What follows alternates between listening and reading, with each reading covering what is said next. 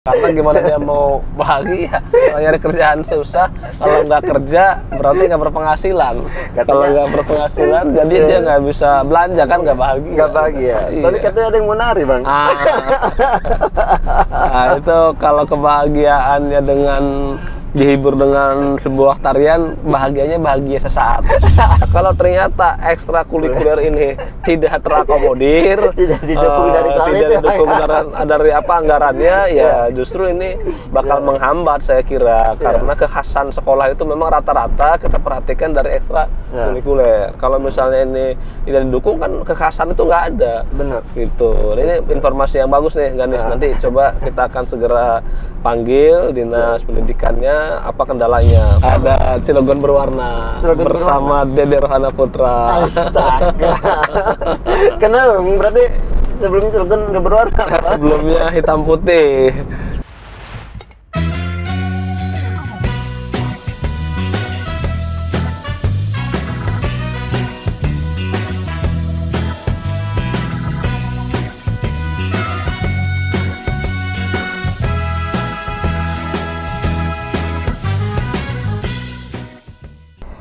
Assalamualaikum warahmatullahi wabarakatuh. Balik lagi bersama saya Ganis Bungsu, pastinya di acara program SOS, Sajian Obrolan Santai.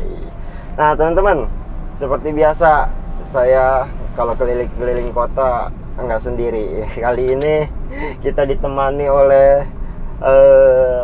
katanya si Dewan Viral. Katanya Dewan Viral yang sempat bikin viral katanya. Kita search di Google, di YouTube, Dewan Viral, keluarnya abang ini. Ya, saya bersama dengan Abang Dede Rohana. Sehat? Alhamdulillah sehat pemirsa SOS dimanapun berada. Hari ini kita keliling kota Serang nih sambil bincang-bincang apa SOS itu? Sajian obrolan santai. Sajian obrolan santai. Nyantai-nyantai aja kita, Bang. Ya, Bang. Ya. Sibuk apa nih Bang sekarang?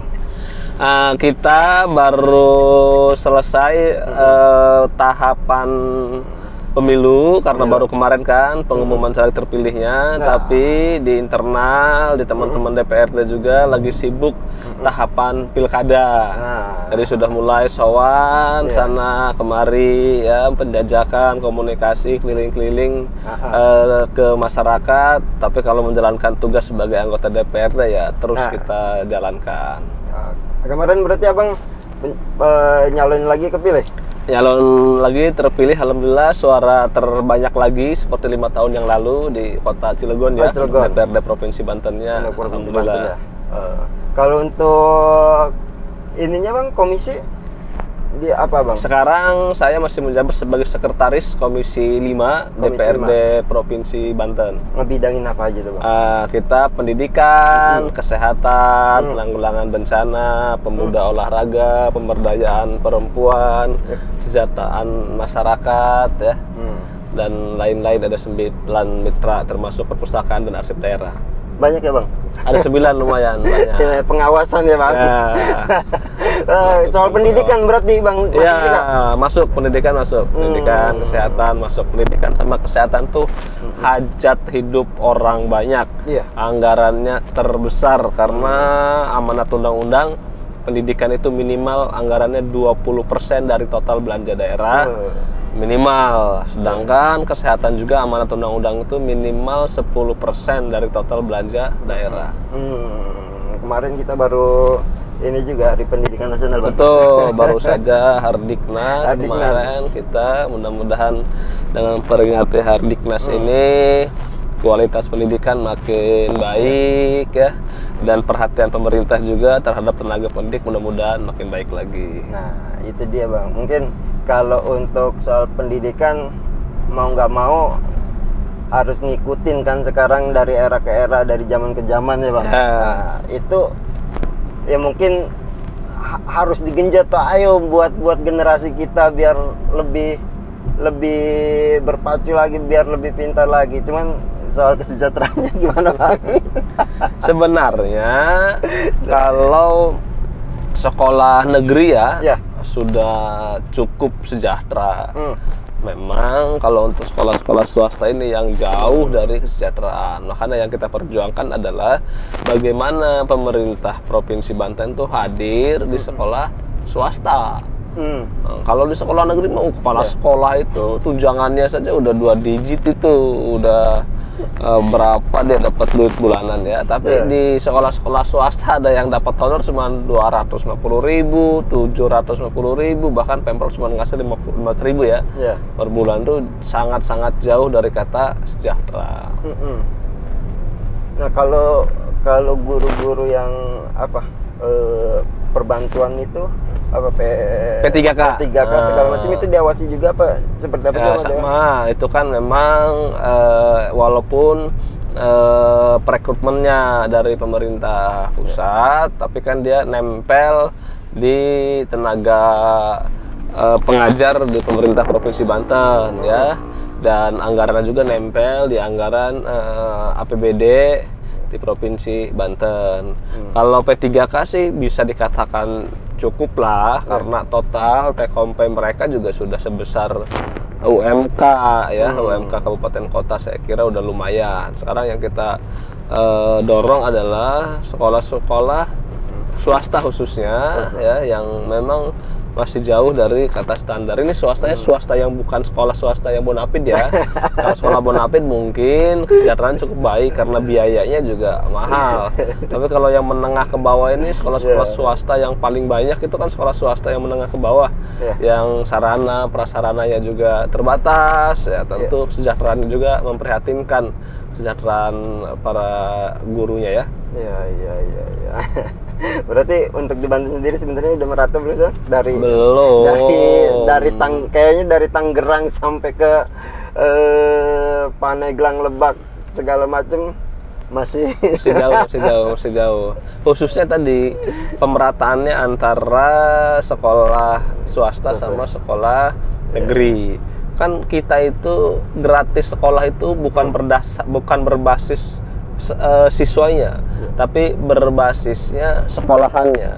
Nah ini kalau menurut saya sering sampaikan itu sebenarnya keliru. Harusnya kalau mau gratis semuanya. Mau sekolah di swasta, di negeri gratis. Ini kan kita sekolah ke negeri gratis, ke swasta bayar. Sebenarnya semua orang juga pengen ke negeri kan, cuman karena memang keterbatasan, lagian kan memang kita juga harus memberikan ruang kepada pihak swasta. Maka saya sih lebih sepakat kalau tidak mampu menggratiskan, harusnya gratiskan kepada siswa yang tidak mampu dimanapun sekolahnya. Dan mau sekolah yang berprestasi, mau sekolah di negeri maupun sekolah di swasta. Kalau memang dia tidak mampu, dia berprestasi, ya udah biayain gitu harusnya. Bang, satu lagi soal pendidikan ya Bang. Tingkatannya kan kalau provinsi di SMA ya? Betul, SMA, SMK, SKH. Nah, Ganes sendiri sih terlibat nih di SMA nih di Kota Serang. Nah, itu ini eskul lah, melatih eskul apa pembimbing ekstrakurikuler. Apa eskul apa? Dulu sempat di pencipta alam, sekarang di jurnalistik. Nah, keren. Cuman nggak tahu kenapa kemarin kita mendidik teman-teman ya, generasi lah di SMA itu. Tapi sejak perubahan awalnya anggaran awal tahun ini murni itu ditolak oleh provinsi untuk pembayaran kepada para pelatih. Nggak di ACC katanya. Gimana tanggapannya Bang? Karena ada beberapa SMA juga kan mungkin melalui dana BOS ya. Harusnya melalui dana BOS. Itu yang diterima oleh para pelatih itu secara cash and carry. Nah, kalau saya Ganis pribadi dan teman-teman di SMA SMA 3 ya khususnya, itu by rekening. Nah, cuman tahun ini katanya itu tidak di-ACC oleh pihak pendidikan provinsi. Makanya ya kita karena masih semangat untuk mendidik teman-teman apa namanya, siswa. Jadi walaupun nggak dibayar tetap jalan. Wah, ini benar-benar pahlawan tanpa tanda jasa ini, luar biasa ini Ganes. Sama sekarang hampir langka mungkin ada orang yang mau mengajar, bekerja tanpa harus dibayar. Ya, jujur kalau informasi ini saya baru dengar. Bahwa ada tenaga pendidik khususnya eskul yang tidak bisa dibayarkan oleh dana BOS ya. Memang harusnya sih karena ini ekstrakurikuler tentu kita lihat misalnya di mata anggarannya kemungkinan sih tidak masuk dalam mata anggaran kegiatan dinas ya. Kemungkinan sih harusnya bisa dimasukkan ke dana BOS. Mungkin juga ada aturan terbaru mungkin, tapi nanti saya cek deh. Apakah misalnya ada aturan bahwa dana BOS tidak boleh bayar guru honor gitu kan. Sebenarnya ini kan bukan guru honor kan, ini sifatnya kan ekstrakurikuler ya. Harusnya bagian dari operasional sekolah. Tapi saya jujur baru dengar ini. Kalau seperti ini justru nanti banyak ekstrakurikuler yang tidak bisa terlaksana. Saya lihat di beberapa sekolah ya, di beberapa sekolah negeri itu justru ada beberapa sekolah memang unggulannya di ekstrakurikuler. Misalnya ada yang di olahraganya, ada yang di keseniannya, atau tadi di jurnalistiknya, atau di mana gitu. Memang punya ciri khas tersendiri. Dia menonjolkan ekstrakurikuler. Nah, kalau ternyata ekstrakurikuler ini tidak terakomodir, tidak didukung dari dari apa anggarannya, ya justru ini bakal menghambat saya kira, karena kekhasan sekolah itu memang rata-rata kita perhatikan dari ekstrakurikuler. Kalau misalnya ini tidak didukung kan kekhasan itu nggak ada. Benar. Gitu. Ini informasi yang bagus nih Ganis. Nanti coba kita akan segera panggil dinas pendidikannya apa kendalanya. Tapi baru tahun 2024 ini. Iya, sebelumnya masih jalan, masih oke. Masih oke. Oke. Ini juga keluhan dari para teman-teman ngebina, makanya seperti apa gitu kejelasannya. Untung apa ekstrakurikuler jurnalis tapi sambil kerja sebagai jurnalis. Kalau nggak merangkap ini bisa mobilnya ini nggak ada bensin. Jangan sampai nanti di depan diberhentiin ini karena belum bayar cicilan ini. Oke. Menarik nih soal pendidikan. Tapi nggak, kalau menarik soal tadi hajat soal kesehatan. Soal kesehatan itu. Untuk saat ini di Banten kesehatan khususnya kasus DBD tinggi Bang? Ya, ini cukup tinggi. Bahkan kemarin saya telah kehilangan sahabat saya di kota Cilegon. Usianya gak jauh dari saya, cuma selisih 2 tahun ya, 2 tahun dari saya, masih muda. Beliau juga ketua HIPMI kota Cilegon. Kemarin kena BDB ya, demam berdarah dan meninggal. Dan memang setelah kita monitor hampir rata-rata rumah sakit itu full karena pasien, khususnya memang pasien demam berdarah yang lagi merajalela. Nah, ini memang jadi perhatian karena demam berdarah ini kan penyakit yang dari dulu sudah ada tapi musiman. Iya, benar. Nah, makanya ini kita harus gencar untuk sosialisasi biar masyarakat itu paham. Demam berdarah itu kan bisa dicegah ya, mulai dari kebersihan lingkungan, pembasmian jentik nyamuk, bagaimana saluran air di sekitar juga harus lancar gitu. Sebenarnya hal-hal sepele ini, tapi karena pemahaman masyarakat itu tadi mungkin sedikit gampang lah demam berdarah ini gitu. Tapi ternyata demam berdarah ini mematikan.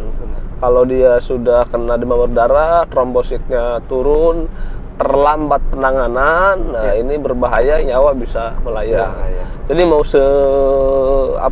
sesigap apapun rumah sakit, dinas kesehatan kalau lagi memang tinggi ya, seperti bencana alam misalnya, termasuk demam berdarah ini, ketika pasien ini yang terjangkit cukup banyak, memang kita kewalahan juga ini. Nah, maka untuk itu saya kira memang selain kita tambahkan rumah sakit, tenaga kesehatan, kesehatan obat-obatan, memang yang lebih penting juga bagaimana kegiatan preventif ya, supaya masyarakat bisa mencegah, bisa antisipasi terkait dengan demam berdarah.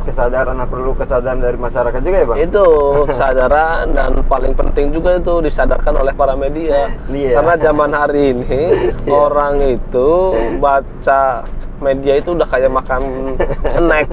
Di mana-mana udah ada banyak grup-grup WA nge-share berita-berita informasi ya di WA. Nah, itu mudah-mudahan nanti perannya Ganis nih nanti boleh sampaikan juga ke masyarakat bahwa demam berdarah itu sangat berbahaya. Iya, karena lonjakannya lumayan bang. Lumayan, dan ini juga beberapa kasus ya tidak tertangani, kita dengar juga, makanya, dan itu kan dengan penyemprotan juga bukan solusi. Iya, benar. Jadi memang orang kan dengan gampangnya ketika terjadi demam berdarah udah jentik nyamuk disemprot saja, itu kan juga tidak jadi solusi. Justru banyak juga hal-hal lain, bukan karena itu. Justru nanti nyamuknya itu malah katanya jadi kuat. Kalau keseringan di fogging itu justru nggak baik. Malah makin kuat nyamuknya. Makin kuat nyamuknya. Biasanya paling fogging itu tidak tidak disarankan, kecuali memang kalau sudah terjadi kasus memang harusnya sih kalau saluran air lancar jentik nyamuk bisa kan ada obat jentik nyamuk ya. Iya. Nah, itu yang paling efektif sebenarnya.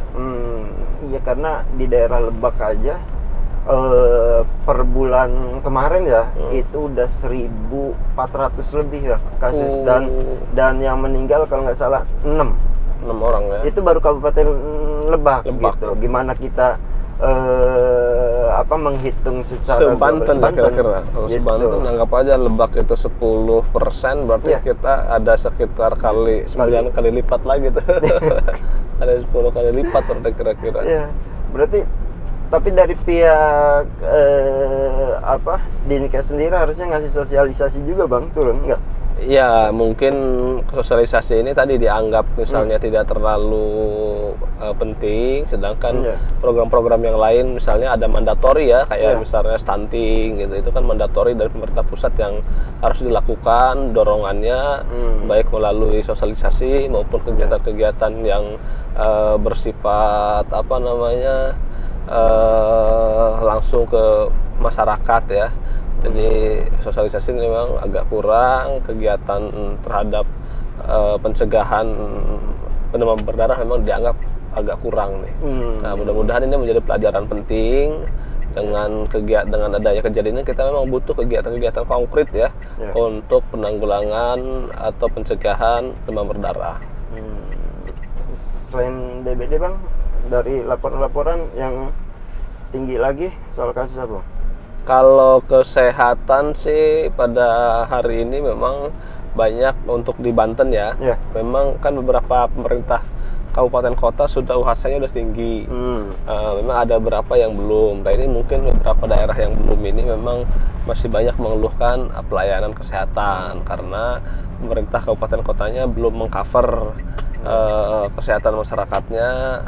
Masih rendah kayak Kabupaten Serang, sedangkan baru 80% termasuk di Pandeglang. Jadi mereka masih membutuhkan uluran dari pemerintah Provinsi Banten. Sedangkan kita, pemerintah Provinsi Banten sudah membuat aturan bahwa masyarakat yang berobat tidak memiliki kartu, kalau kemarin kan cukup pakai KTP, cukup pakai SKTM. Kalau sekarang itu nggak bisa pakai SKTM, harus pakai KTP tapi langsung didaftarkan ke BPJS. Jadi nanti kita pemerintah yang bayar ke BPJS.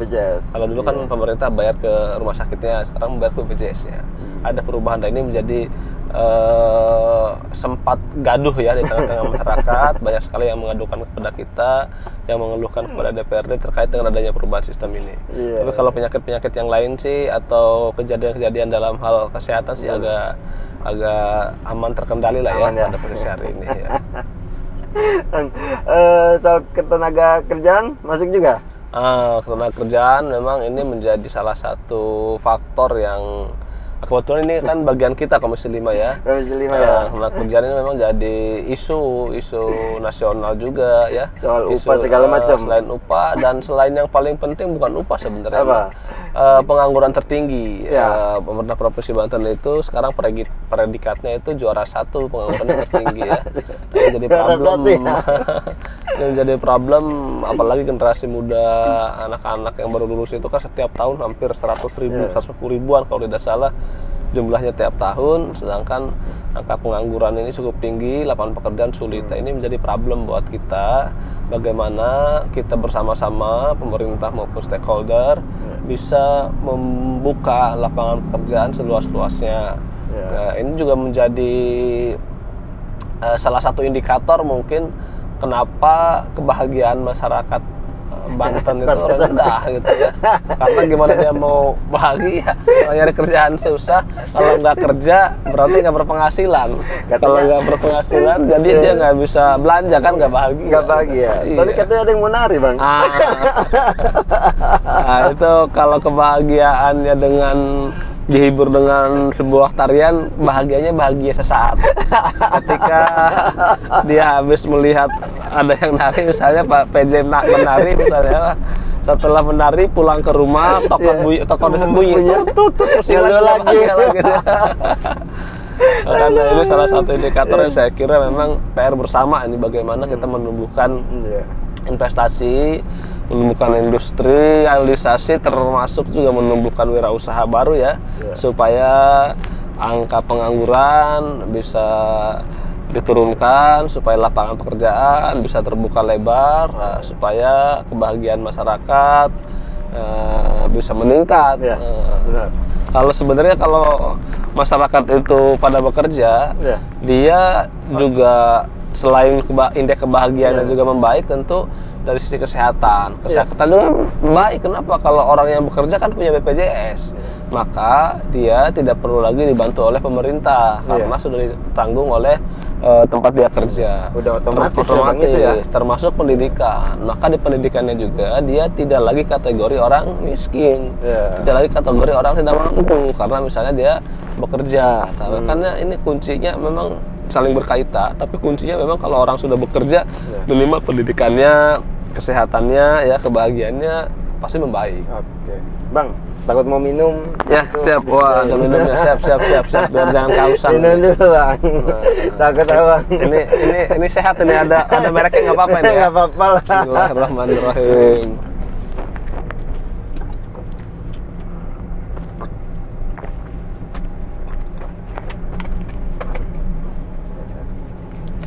Bang, ini Awing terkenal dengan keviralannya. Kayaknya di Cilegon juga udah mulai viral baliho-baliho. Iya. Melirik apa Cilegon? Jadi memang 2 kali pemilu suara saya itu tertinggi di kota Cilegon. Cilegon itu kan kota paling kecil di Provinsi Banten. Tahun 2019 kursinya cuma ada 3. Dari 3 kursi itu suara saya 2 kali lipat daripada suara yang jadi yang lain. Kan ada 3, yang kursi ketiga, kedua itu digabungkan suaranya, 1 suara saya. Maka keberhasilan ini membawa saya diperhitungkan di pilkada kota Cilegon, karena suaranya begitu signifikan, bahkan 2 kali lipat daripada yang jadi. Pemilu tahun 2024 suara saya meningkat 11.000 daripada suara tahun 2019. Dan di bawah saya kursinya meningkat jadi 4 kursi ya. Tapi kursi ketiganya juga jauh sama saya. Mereka di bawah saya jauh. Nah, ini juga akhirnya menjadi perhitungan para politikus bahwa kepercayaan masyarakat, harapan masyarakat kepada saya Dede Rohana jadi makin meningkat, makin membaik. Nah, maka untuk itu banyak yang datang untuk mendorong supaya saya bisa berpartisipasi nyalon di pilkada kota Cilegon. Nah, maka dengan banyak desakan, banyak dorongan, saya coba ikhtiar, saya coba komunikasi, saya sampaikan kalau masyarakat mendukung, kalau partai politik mendukung, saya sebagai warga negara yang baik, yang tentu punya kewajiban juga membangun daerahnya, saya siap untuk ikhtiar ya, walaupun memang resikonya ketika kita nyalon wali kota, kita kan terpilih nih jadi anggota DPRD Provinsi Banten, harus mundur ya. Itu bagian dari resiko saya kira. Ketika kita mau berbuat yang lebih besar ya tentu jangankan tenaga, keringat ya, darah, harta ya, kadang-kadang memang orang zaman dulu berjuang sampai mengorbankan darah dan nyawa ya gitu ya. Kalau hari ini cuma mengorbankan jabatan, saya kira nggak ada masalah untuk kepentingan masyarakat yang lebih besar lagi. Dari Parpol sendiri udah dari Parpol dari tanggal 6 Maret saya sudah dapat rekomendasi ya dari DPP, walaupun memang rekomendasi itu belum final karena finalnya kan SK ya. Rekomendasi, dan di internal partai juga ada satu orang lagi yaitu ketua DPD yang menginginkan ikut kontestasi juga, jadi persaingan di internal juga terbuka ya. Tapi mudah-mudahan saya selalu berdoa, selalu minta dukungan juga, mudah-mudahan kalau memang di sini ada nasib saya minta didoakan supaya dipermudah segala prosesnya. Amin. Kita tidak terlalu ngoyo gitu, tapi saya kira ketika kita punya keinginan, punya kehendak, wajib ikhtiar. Ketika kita sudah ikhtiar, ya tentu hasilnya kita serahkan sama Allah, tawakal, apapun keputusannya ya kita akan terima, seperti itu. Mantap. Asli Cilegon kan? Saya Serang. Oh, Serang. Saya asli dari Serang, tinggal di Cilegon sejak lulus SMA, ikut kakak saya, teteh saya punya suami orang Cilegon. Tapi istri saya orang Cilegon, asli ya. Dan saya sudah tinggal hampir 20 tahun di Cilegon. Saya pernah jadi ketua RT di Cilegon 2 periode, pernah jadi ketua RW 1 periode, jadi anggota DPRD, terpilih 2 periode juga di kota Cilegon. Udah paham berarti ya, apa permasalahan di sana segala macam. Pampar sudah pernah jadi ketua RT, jadi paham masalah mulai dari bawah. Apa masalah-masalah warga di kota Cilegon. Memang kota Cilegon itu kota kecil, unik ya, dan memang kota urban. Itu memang dari zaman dahulu. Dari zaman dahulu memang Cilegon itu, khususnya Banten, dia sudah jadi kota urban. Banyak sekali di sana pendatang. Kalau saya sih bukan pendatang banget, memang orang Serang. Orang Serang Cilegon kan dulu satu kabupaten kan. Iya. Asli di sana. Tapi itu salah satu alasan untuk coba maju di calon-calon tadi, Bang. Karena kan maksudnya nanti kan ada juga tuh di daerah-daerah lain di Banten kayak Kabupaten Pandeglang segala macam. Ya, semua pilkada serentak kita kan. Pilkada serentak. Memilih Cilegon salah satunya alasannya itu. Karena Cilegon kan tempat tinggal saya hari ini. Rumah saya di Cilegon, tempat tinggal saya di Cilegon, keluarga saya di Cilegon, usaha saya di Cilegon. Gitu. Benar. Tentu kita harus mengabdi ke di mana bumi itu diinjak. Kecuali saya mau jadi gubernur, baru ya gubernur Banten, jangan gubernur Jawa Barat.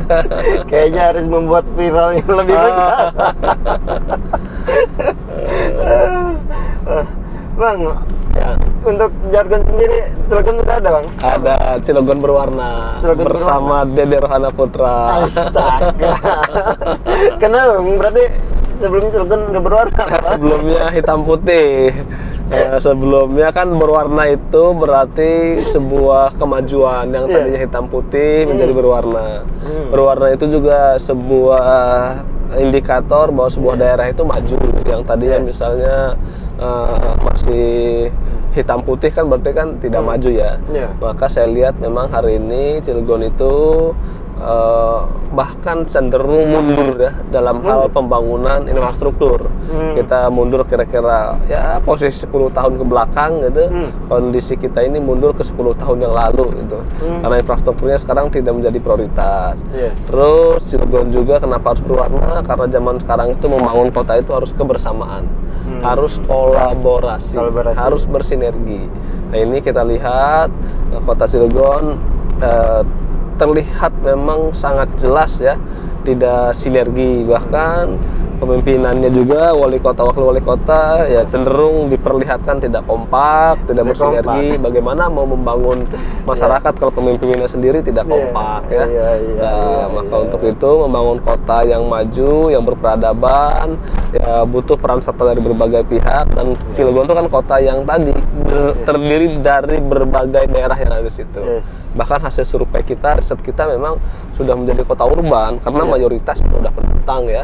Walaupun datangnya bukan jauh-jauh, misalnya ke Mancak, dari Serang, dari Pandeglang, dari ya masih area sekitar. Walaupun ada juga yang dari Jawa, dari mana-mana, karena dari zaman dulu misalnya ketika Banten itu diislamkan, itu kan rombongan Jawa dari Cirebon datang ke Banten, maka terjadilah asimilasi budaya ya, termasuk apa namanya agama, termasuk bahasa, ada bahasa Jaseng ya, Jawa Serang termasuk di Cilegon. Terus itu dari zaman dulu sudah ada urbanisasi, sudah ada persatuan budaya, ditambah lagi ketika proyek Presiden Soekarno, proyek Trikora yang mendirikan pabrik baja terbesar se-Asia Tenggara. Ketika proyek itu dilakukan, banyak sekali masyarakat dari seluruh wilayah Indonesia datang ke Cilegon sebagai pekerja, sebagai tenaga ahli, dan sekarang beranak pinak puluhan tahun, bahkan punya anak, punya cucu di kota Cilegon. Nah, maka sudah menjadi kota urban, kota kecil di ujung barat Pulau Jawa ini, sudah menjadi kota yang sudah bergabung berbagai kebudayaan, berbagai adat istiadat ya, dari berbagai daerah yang ada di Indonesia, seperti itu. Oke, mantap. Bang, nggak kerasa ini kita udah setengah jam lebih. Udah setengah jam lebih ya, muter ya. Bentar lagi kita nyampe kantor Dewan lagi. Kantor Dewan lagi ya. Bang, terakhir Bang, statement closing dari Abang untuk mungkin pembahasan dari tadi sektor pendidikan, kesehatan, tenaga kerja, dan sampai ke nanti Abang yang menyalurkan seperti apa Bang? Sok, baik, untuk pendidikan ya, saya berharap masyarakat Banten dimanapun berada, pendidikan ini kunci penting untuk membawa kemajuan Banten, untuk membawa kita mencapai kepada cita-cita. Maka berprestasilah dalam dunia pendidikan ya. Untuk masyarakat dalam hal kesehatan, saya kira kesehatan itu sangat berharga, sangat mahal, maka jagalah kesehatan. Sebenarnya menjaga kesehatan itu bisa dimulai dari diri sendiri, bagaimana pola hidup sehat ya, misalnya berolahraga, kita tidak mengkonsumsi rokok, minum minuman keras atau alkohol ya, makan minuman buah, sayur, ikan, itu juga penting ya, biar kita tidak rentan terhadap penyakit ya. Terus terkait dengan lapangan pekerjaan, saya kira kita juga menunggu ya, sangat berharap, bahkan kita melakukan pelatihan kepada pemuda-pemudi yang ada di Provinsi Banten untuk tumbuh, berkembang, dirintis menjadi pengusaha, karena sebuah daerah, sebuah negara sangat membutuhkan para pengusaha-pengusaha baru supaya bisa membuka lapangan pekerjaan. Bagi yang belum bekerja, saya kira memang selain opsinya berwirausaha, terus tingkatkan kemampuan, soft skill, biar bisa diterima di dunia kerja ya. Terkait dengan Pilkada Kota Cilegon, tentu masyarakat Cilegon, saya berharap, mohon doa, restu, dan dukungannya. Kita ingin berikhtiar berbuat Cilegon supaya lebih baik lagi, supaya kotanya lebih cantik, lebih indah, partisipasi masyarakatnya juga meningkat, lebih bahagia, mencari lapangan pekerjaan mudah, infrastruktur juga baik ya, termasuk kebahagiaan masyarakat Cilegon juga bisa makin meningkat. Demikian kata closing dari saya. Mantap. Oke teman-teman, nggak kerasa udah setengah jam kita ngobrol, bahkan lebih, hampir sejam. Untuk teman-teman yang sudah menonton, jangan lupa ikuti terus program-program kita di SOS Sajian Obrolan Santai, dan jangan lupa like and comment di video kita. Oke, bye-bye.